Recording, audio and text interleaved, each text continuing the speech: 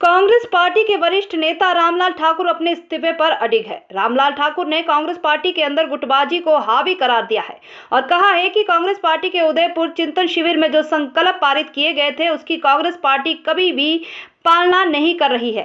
चिंतन शिविर में एक व्यक्ति एक पद की बात हुई थी, लेकिन पार्टी के अंदर उसे लागू नहीं किया जा रहा है।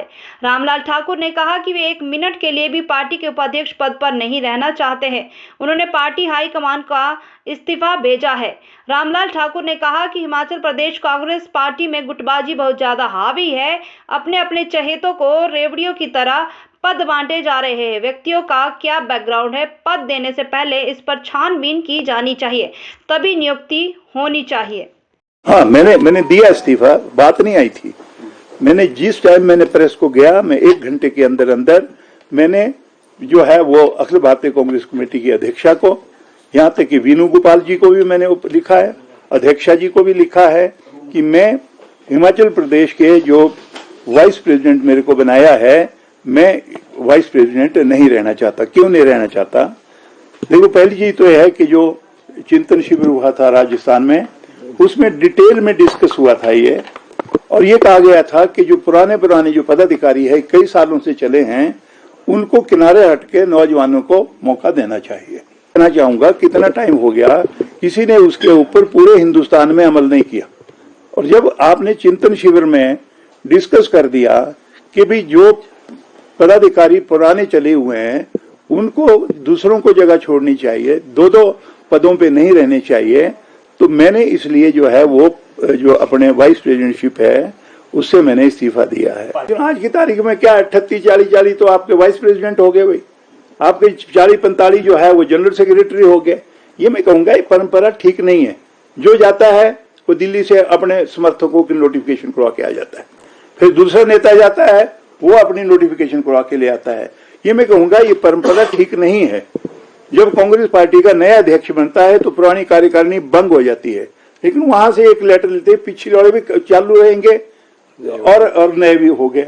आप मेरे को बताइए, ये इतने 45 वाइस प्रेसिडेंट इनको बनाने की जरूरत क्या है? और इसलिए मैं आपसे कहना चाहूंगा कि मैंने रिजाइन इसलिए किया था क्योंकि राजस्थान में ये डिस्कस हुआ था कि पुराने जो ऑफिस बीरर हैं, जो कई सालों से चले हैं, उनको इस्तीफा दे देना चाहिए और किनारे हटके पार्टी का काम करना चाहिए। मैंने सोचा मेरे को, क्योंकि चुनाव प्रबंधन का काम जो है वो सोनिया जी ने दिया है, चुनाव प्रबंधन का काम पूरा करूंगा और कांग्रेस पार्टी की मजबूती के लिए जो जिले मेरे से अभी रह गए हैं, तुरंत 2-4 दिनों के बाद मैं उन जिलों में जाके चुनाव प्रबंधन समिति का काम करूंगा। एज वाइस प्रेसिडेंट मैं 1 मिनट भी नहीं रहना चाहूंगा। मैंने ये कहा, मैं एक सच्चा सिपाही हूँ कांग्रेस पार्टी का। अगर हाईकमांड ये सोचती है कि हमारे को चुनाव नहीं लड़ना, मैं उनमें से नहीं हूँ। मैं बोलूंगा मैं बगावत कर दूंगा। मैंने कहा कि मेरी जगह अगर किसी को और को भी टिकट देना है तो मैं सहर्ष उसको स्वीकार करूंगा और पार्टी की जो है वो काम के लिए चुनाव में पूरा काम करूंगा और पार्टी के सच्चे सिपाही के नाते काम करूंगा। मैं कोई विधायक के नाते या मंत्री के नाते नहीं कांग्रेस पार्टी में। किसी एक को सीएम फेस की जरूरत है अनाउंस करने की? नहीं बना। देखो, मैं उसको नहीं मानता।